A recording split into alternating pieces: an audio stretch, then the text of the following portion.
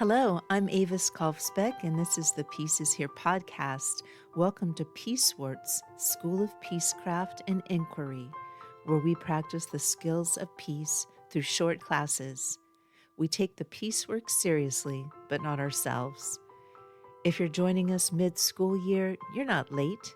Orientation begins at episode 198.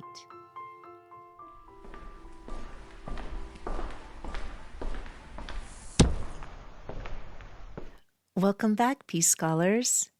This is Chronicled Courage 101 in the Hall of Records, where we keep our eyes on the evidence. Today we look at the most difficult application of our moral imagination, the moment after the conflict ends. We are studying the history of Truth and Reconciliation Commissions, TRCs. When a long-standing conflict finally breaks, the standard map usually calls for one of two things: total silence, amnesia, or total retribution, revenge. Both of these lead back to war. Amnesia allows the rot to fester. Revenge ensures that the children of the defeated will seek their own justice in 20 years. Truth and reconciliation is the third way, the radical choice to heal the living architecture by speaking the unspeakable. True peace must be anchored in justice and an unwavering commitment to the protection of human rights, but it also requires the courage to remember without being enslaved by the past.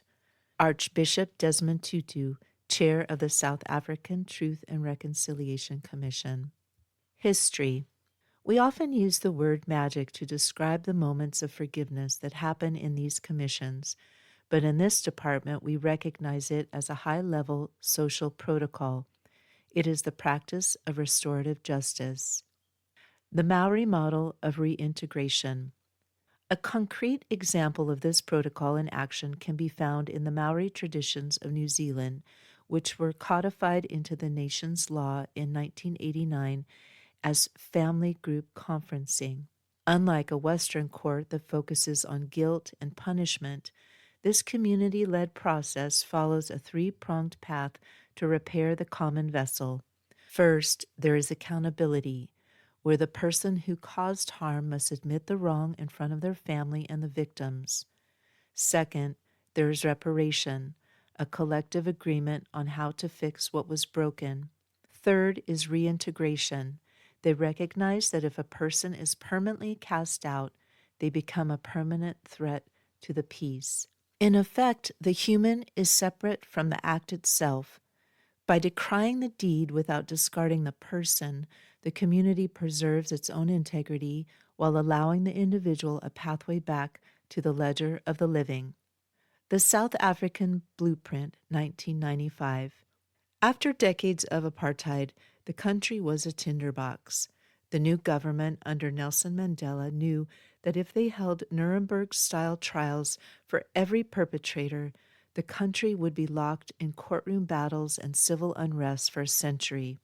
Instead, they created a protocol: amnesty in exchange for truth.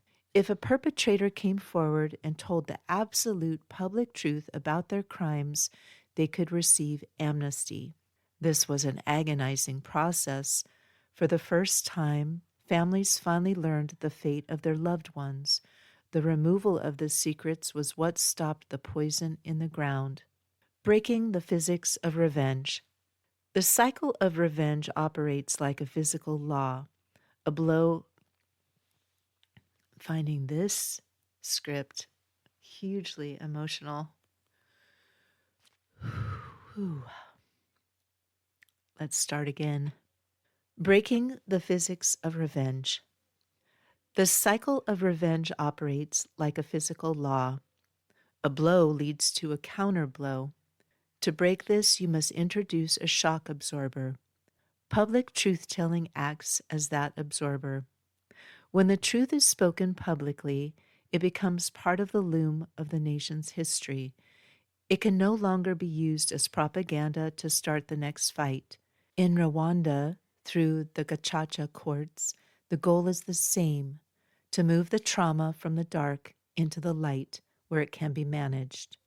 This is the work of the great graft, taking a wounded limb of society and binding it back to the trunk through transparency. Thesis. In these commissions, the logistics are focused on the victim. In a standard war tribunal, the victim is a piece of evidence. In a Truth and Reconciliation Commission, the victim is a witness to humanity. By allowing people to tell their stories in their own language, the Commission restores the dignity that the war machine tried to erase. This is the ultimate near miss, preventing the war of the next generation by refusing to bury the grievances of this one. It takes immense courage to sit across from the person who harmed you and listen to their confession. It takes perhaps even more courage for society to look at its own shadow without blinking. But as we teach in the Department of Chronicled Courage, you cannot build a durable house on a foundation of hidden bodies. Truth-telling is the grueling, uncomfortable work of ensuring that when we say never again, we actually know exactly what we are promising to prevent. Your homework. 1. Look up the family group conferencing model in New Zealand and find one detail about how the community participates in the reintegration phase. 2. Write down one question about any of this episode's topics. If you don't have a question, just write no question. 3. Optional. Journal. Is there a secret conflict in your life? Something unsaid that is poisoning your relationships? What would happen if you performed a radical truth-telling? The ink of the future. In the Department of Chronicled Courage, we believe that peace is not the absence of the past. It is the presence of a truth that we have decided to carry together. The record shows that silence is rarely a living architecture. It is usually just a temporary bandage. The strongest bridges are built with the stones of the truth, even the ones that are heavy to carry. The ink of the future is written when we refuse to bury the evidence of our wounds and instead use them as the blueprint for our healing. Until next class, keep your eyes on the evidence. Thank you for listening. If you'd like to support the Pieces Here podcast, the most helpful way is to follow it wherever you're listening. It helps share the message with others. You can also support this piecework at my Patreon for $4 a month, about what a used paperback goes for these days. Just go to Patreon at patreon.com/Avis Kalfsbeck. That's AVISKALFSBEEK. My most recent book is Mana Mutante, a best friend eco-fiction novella about food systems, featuring Tilly, Camas, Pedro, and the rest of the gang. It's book 6 in the Pedro the Water Dog Saves the Planet series and is available wherever you buy books. You can find all of my peace projects and stay in touch at aviskalfsbeck.com. Music is by Javier Peque Rodriguez. Sound effects are from Pixabay. Regarding peace, we need not delay or despair. We are not late. We are right on time to love. We are all scholars of peace. Listen for the peace.